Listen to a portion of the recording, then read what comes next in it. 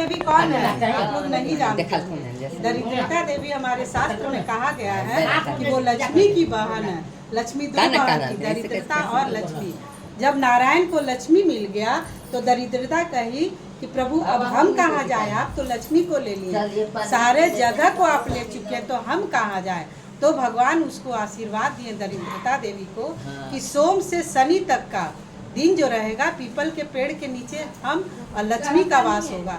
जो लोग हमारे पास पीपल के पास में जल लेकर, गुड़ लेकर, अक्षत लेकर आएंगे उसके साथ लक्ष्मी तुम चली जाना।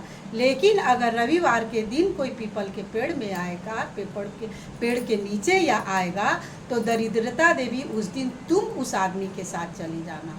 सोम से शनि तक लक्ष्मी जाएगी, लेकिन रविवार को दरिद्रता देवी उस इंसान के पीछे या उस आदमी के पीछे चली जाएगी जो पीपल के पेड़ के नीचे आएगा। एक स्थान ये दिया गया दरिद्रता देवी को, और दूसरा स्थान दिया गया है दरिद्रता देवी को कि जो मंदिर के पीछे जा करके नतमस्तक हो। देखे होंगे आप लोग मंदिर के पीछे भी जा करके देखिएगा। लेकिन मंदिर के पीछे में कौन वास करता? दरिद्रता देवी। क्यों? क्योंकि उसको नारायण आगे में स्थान नहीं दिए हैं, आगे में तो वो स्वयं रहे हैं।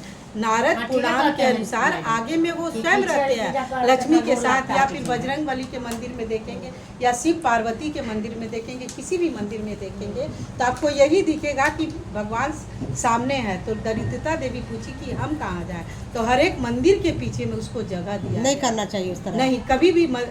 यही तो है कि लोग मंदिर के पीछे जा करके नतमस्तक होते भगवान हमको कुछ नहीं दिया, भगवान हमको कुछ, तो भगवान तुमको दे कैसे? तुम तो आगे नतमस्तक होकर के फिर पीछे भी नतमस्तक हो लिए, तो पीछे जब हो लिए तो वो तुम्हारे साथ पीछे चली गई।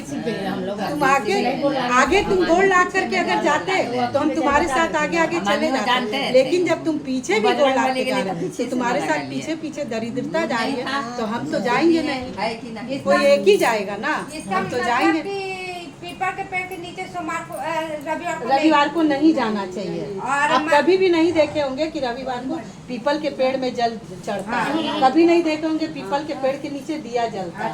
केवल रविवार का दिन ही ऐसा होता है जब पीपल के पेड़ में न दिया जलता है न जल चढ़ता है। बाकी सोम से शनि तक उसमें नारायण और लक्ष्मी का वास होता है।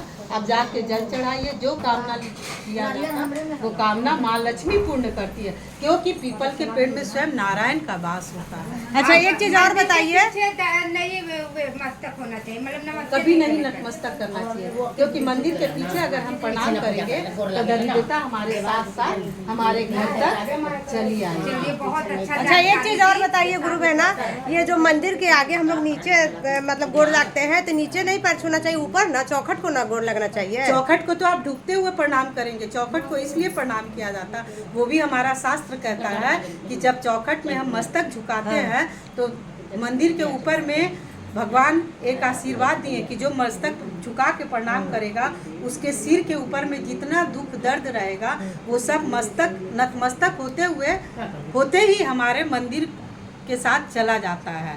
मंदिर में हमारा दुख चला जाता, कट जाता, क्योंकि हम मंदिर पे सिर झुका के प्रणाम किए, इसलिए वहाँ पर हमारा दुख खत्म होना शुरू हो जाता है। इसलिए मंदिर के चौखट पर नतमस्तक होकर प्रणाम किया जाता। उसके बाद भगवान के सामने जब हम जाते हैं तो भगवान से नयन मिला करके उनको देखते हुए प्रणाम करना चाहिए, क्योंकि जब नयन से नयन मिलता है तो मेरे हृदय का बात उनके हृदय तक जाती है, तो दोनों का तालमेल मिलता है।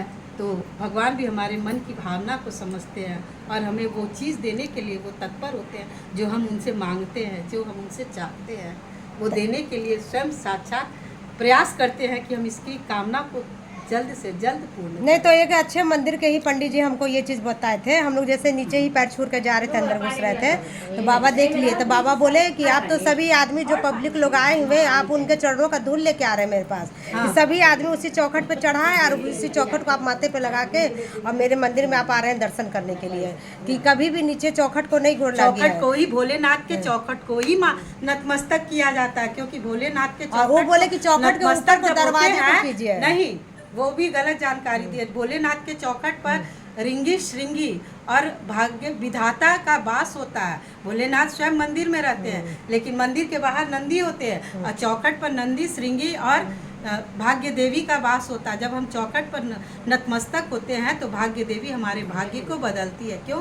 क्योंकि भोलेनाथ का आज्ञा है कि जो हमारे मंदिर में नतमस्तक हो, हमारे दरवाजे पर प्रणाम करे, उसके माथे के दुख को भाग्य देवी तुम ले लेना, उसके सिर में दुख की जगह सुख लिखना। भोलेनाथ की आज्ञा के अनुसार भाग्य देवी जो है भोलेनाथ के चौखट पर वास करती है। शास्त्र सुनिएगा, स्कंद पुराण कहता है ये सारी बातें।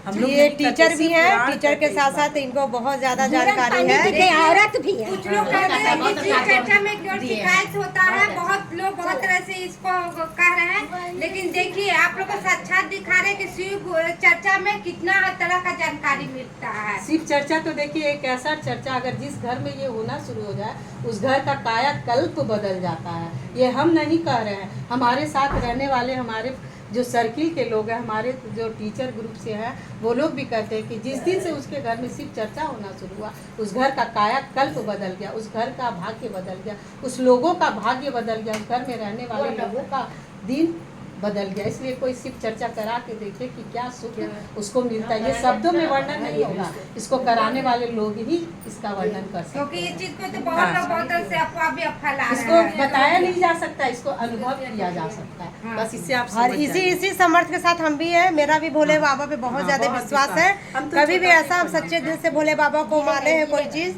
तो वो तो हमेशा कृपा बरसाए हुए हैं। बरसाए हुए हैं। ऐसे ही और सोचते हैं कि हर शिष्या बैठ पे भगवान कृपा बरसाए रहे। चलिए तो हर हर महादेव फिर से बोलते हैं सभी लोग, हर हर महादेव। अब देखते हैं अगला चर्चा कहाँ ये कब करवाती है और कहाँ हम लोग मिलते हैं।